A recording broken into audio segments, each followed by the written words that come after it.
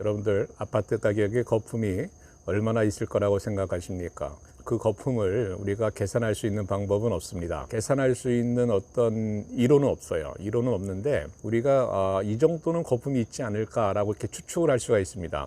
그 추측을 할 때에 가장 기본적으로 사용하는 것이 PIR이라고 하는 지수입니다.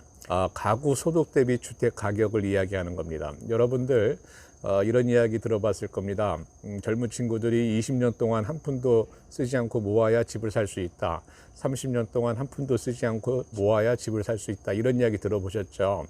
여기서 얘기하는 20년 혹은 30년, 20과 30이 PIR 지수라고 하는 겁니다. 우리나라의 현재 PIR 지수, 서울의 PIR 지수를 약 20으로 보고 있습니다. 20. 그래서 20년을 우리가 모아야 되는 거죠. 근데 일본의 경우는 부동산 가격이 최고점을 찍었을 때가 1991년인데 그때가 PIR 지수가 약 18.12였습니다. 지금 현재 우리나라보다 살짝 적죠. 그래서 일본에서는 그 4년 동안 1991년에서 1994년 도쿄 지역을 얘기해 보면 약 4년 동안에 약 60%가 하락했습니다. PIR 지수가 8.9였습니다.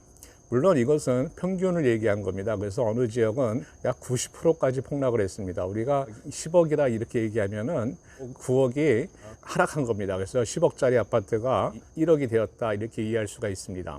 생각만 해도 끔찍한 거죠. 생각만 해도 굉장히 끔찍한 일입니다. 굉장히 가격폭이 큽니다. 어쨌든 간에 한 4, 5년 동안에 한 60% 하락했고 그 다음에 계속 하락을 한 겁니다.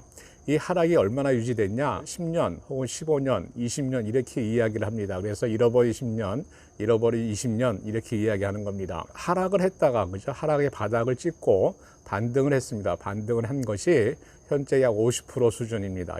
옛날에 그 최고점을 찍었을 때에 1991년도 최고점을 찍었을 때 그 가격에 현재 약 50% 수준에 와 있습니다. 물론 일부 지역은 60%, 70% 회복했습니다만은 평균을 이야기하는 겁니다. 평균 한 50% 정도 있다 이렇게 볼 수가 있습니다.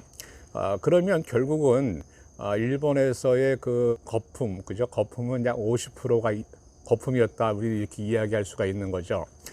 그것을 가지고 우리는 우리나라에도 한번 적용을 해보자 이러는 겁니다. 그래서 우리나라도 거품이 있다 이런 이야기들을 전문가들이 이야기하는 겁니다. 그러면 우리나라는 어떻게 되는 거냐? 우리나라는 일본처럼 그죠? 그 정도만 하락하면 우리나라도 한 60%가 하락해야 됩니다. 60%가 하락하게 되면은 한 9 정도 나올 겁니다. 9, 물론 오차가 좀 있습니다만은 PIR 지수가 한 9 정도 될 겁니다. 9에서 10, 이 정도가 되는 게 우리나라도 마찬가지로 한 60% 정도가 하락을 해야 됩니다. 지금 일부 지역이 50% 하락했다고 하지만 서울시를 봤을 때는 아직 멀었죠. 아직 그 정도까지 가격이 하락하지 않았습니다. 그냥 그죠? 호가만 있는 거고 매도인이 그냥 받고 싶은 가격만 있고 매수인은 전혀 없는 시장입니다. 그러니까는 현재 60%가 하락했다 이렇게 이야기할 수는 없습니다.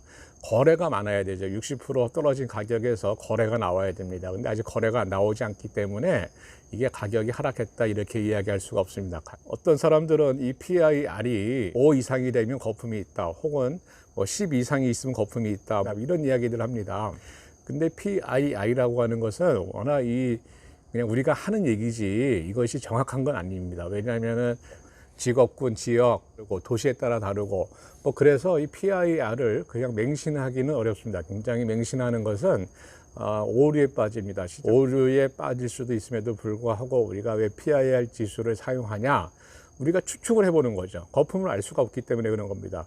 거품이 얼마큼 있는지를 우리가 알 수 없기 때문에 그냥 추측하는 겁니다. 야, 아파트 가격이 10억이면 대체 거품이 얼마나 있어? 모르잖아요. 모르니까는 추측을 해보는 거예요. 추측을 하는데 추측할 수 있는 어떤 객관적 데이터가 없으니까 우리는 PIR 지수를 사용하는 겁니다.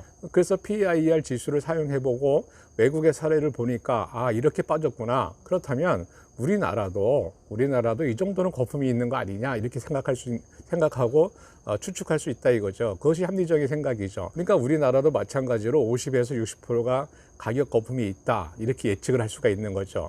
그러면 50에서 60% 가격이 하락하면 어느 정도냐?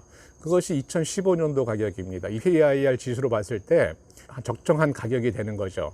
근데 이 적정한 가격도 뭐 높다고 하는 사람들도 있습니다. 우리나라 현재 서울의 아파트 가격에 거품이 분명히 있습니다. 거품이 분명히 있고 그 분명히 있는데 그것이 얼마인지는 모르는 거죠. 그러니까는 우리는 이렇게 막연하게 추측하는 겁니다. 이런 것들이 언론에 보도가 되는 것이고 전문가들이 이 지수를 가지고 거품이 있다 없다 이렇게 갑론을박을 하는 겁니다. 시장 분석을 하기 위해서 어떤 논리적 근거를 만들기 위한 자료로 우리가 활용을 하는 겁니다.